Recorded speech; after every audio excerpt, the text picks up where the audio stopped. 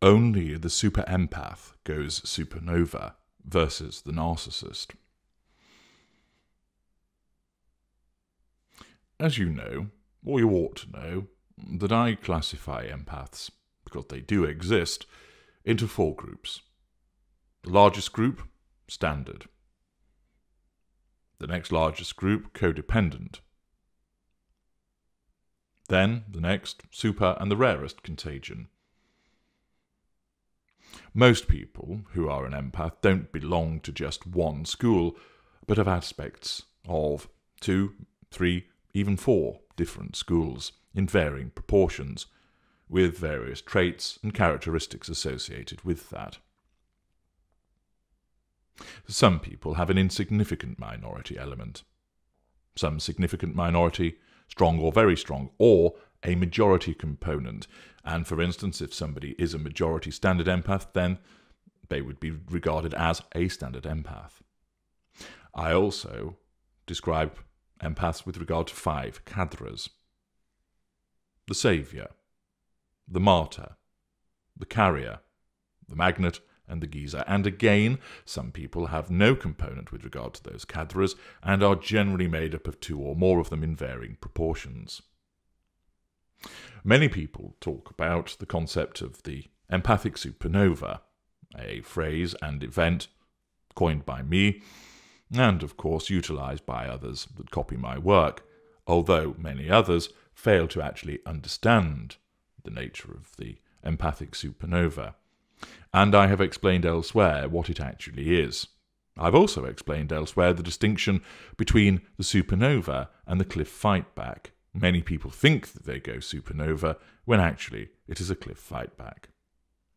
What it is important for people to understand is that it is only those who have the supernova aspect to their empathic makeup that have the capability to go supernova.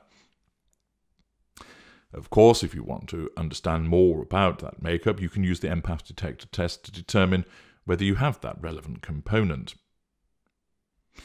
If you don't have the capability to utilize the empathic supernova, and instead, that doesn't mean that you're meek and mild, but it means that you are more likely, if you are going to fight back, it means that you will do so through the cliff fight back.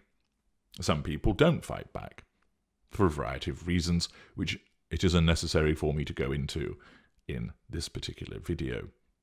So the important point to note is that for the empathic supernova to take place, only a super empath can do this. But it doesn't need to be somebody who is a majority. It can be somebody who has even an insignificant minority element. Of course, also includes significant minority element, strong minority element, very strong minority element, and naturally a majority super empath. Anybody that falls within those 5 categorizations has the capability. But what then is the difference with regard to the types of empathic supernova that will occur dependent upon the constitution of the extent of the super empath within you? In essence, how much of a super empath are you, and therefore, to what extent does that impact upon the empathic supernova? It affects it in 2 regards: timing and extent. The smaller the aspect of your super empath, it means the later that it will occur with the ensnarement with the narcissist, but not so late as it would be a cliff fight back. A cliff fight back is basically when you have little choice in the matter. You're either going to collapse or you lash out. You're backed into a corner, you're on the cliff edge, you're on the point of going under, and it's basically you or the narcissist. That doesn't mean that you kill the narcissist, but it means that you fight back in order to defend yourself. Like a cornered animal that is frightened of a human being, it will lash out in order to try and achieve an exit, in order to effect an escape. And therefore, the supernova, as I've explained elsewhere, happens earlier than the cliff fight back. But how early depends upon the extent of that aspect of super empath within you. If it is an insignificant minority element, then the empathic supernova might not even ever happen, or if it does, it is quite late. Not at the point of the cliff fight back, but not far before it. Larger amounts mean that the supernova will occur much earlier, and the majority super empath is basically somebody that draws a line pretty early on with regard to the devaluing behaviours, and either adjust their behaviour so that they don't tolerate it, and that's a form of the supernova by fighting back, or they in effect blow up and get out and escape. They fight back against the narcissist, punching a hole, if you will, in the narcissist's lines to allow escape. Not always does escape occur. Sometimes the empathic supernova is that explosion and the super empath remains in situ thereafter. But often it is the precursor to escape and is combined with that. It's a little bit like you're facing the advancing army of the narcissist, and in the circumstances, in order to get away, you have to go through the narcissist to escape. And so you blow a hole through the utilization of your empathic supernova in the narcissist advancing lines and charge straight through them and out the other side. But not everybody decides to go through to the other side. It might be that they temporarily halt the advance, gaining themselves a form of respite. The size and extent of your super empath element dictates how early on that takes place with regard to devaluation. The empathic supernova won't occur during seduction. There's no reason for it to do so. Instead, it occurs when you're being devalued, when you enter the sustained devaluation more usually, although it can happen where you're an intimate partner secondary source and you've had enough of, for instance, being taken off and put on the shelf and receiving corrective devaluations. More usually, it is seen in the interaction between narcissist and the intimate partner primary source. The size of the explosion is dictated to by the size of the proportion of super empath that you have. If you're a majority, the bigger the boom.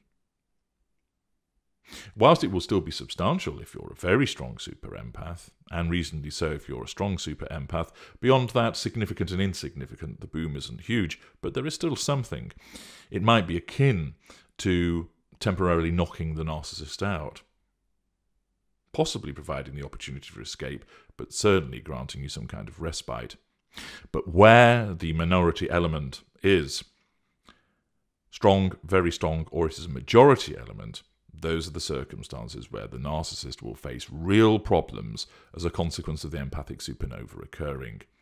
Of course, upper echelon narcissists see it as an opportunity to flex their muscles, and indeed greaters than the ultra will revel in it. But the mid-rangers and lessers will struggle to deal with the empathic supernova, and as you know, these are the more prevalent narcissists, so that if and when it occurs, it will result in difficulties for those particular narcissists. And this is why lesser narcissists don't generally look for those with substantial super empath elements, because of the control element and the risk of empathic supernovas occurring. The narcissism instinctively detects that those individuals are too difficult to control. Sometimes they will still try, but they are more likely to pursue standard empaths and codependents, either majority or with very strong or strong aspects in that regard. Mid-rangers have a greater capability for dealing with a stronger element of super empath, but even then, particularly lower mid-range and middle mid-range, they don't want it to be too substantial. Upper mid-rangers have a greater capability for dealing with it, but even they can be run ragged as a consequence of the empathic supernova occurring. Accordingly, in summary, in order to go supernova, you have to be a super empath. Either majority, very strong minority, significant minority, or insignificant minority. The stronger the aspect of super empath within your constitution, the earlier that the supernova can occur, the stronger that it is, the greater the boom that occurs with it.